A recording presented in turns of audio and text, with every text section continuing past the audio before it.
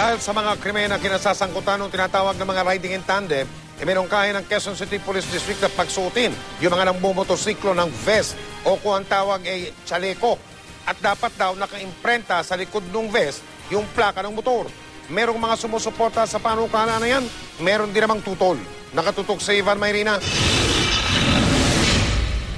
Halos araw-araw na ibabalita ang iba't ibang krimen kung saan ang mga suspect, mga magkaangkas sa motorsiklo o tinatawag na riding in tandem. Bagaman nakukunan ng CCTV, madalas hindi napaplakahan dahil sa late na mga letra at numero sa plaka, hindi na nakukunan.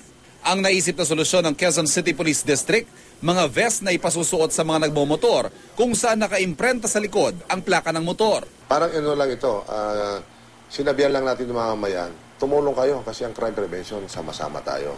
Meron ngayon nag-volunteer para dito, tawag natin anti-MRC, Motorcycle Riding Criminals.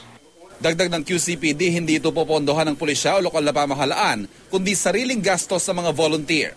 Makababawas daw ito sa kanilang mga binabantayan at sinisita sa mga checkpoint dahil bawat volunteer magre-rehistro.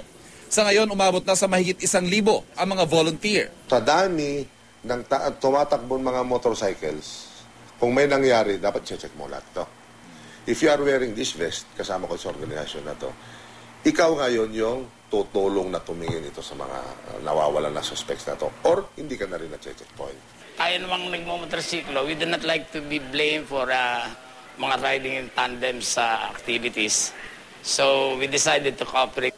Pero kung may mga nagvo-volunteer at kumbinsido sa proyekto, meron ring tutol, tulad ng Motorcycle Rights Organization o MRO, isang koalisyon ng mga motorcycle rider group. Hindi raw bababa sa 5 milyon ang rehistradong motorsiklo sa buong bansa.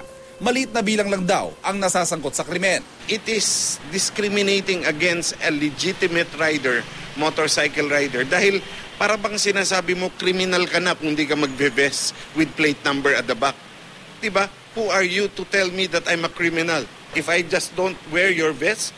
Ilulunsad na sa Sabado ng QCPD ang vest sa bahagi ng kanilang proyektong anti-motorcycle riding criminals. Tatapatan naman ng protest ride ng MRO ang paglulunsad na ito. Ivan Mayrina, nakatutok, 24 oras.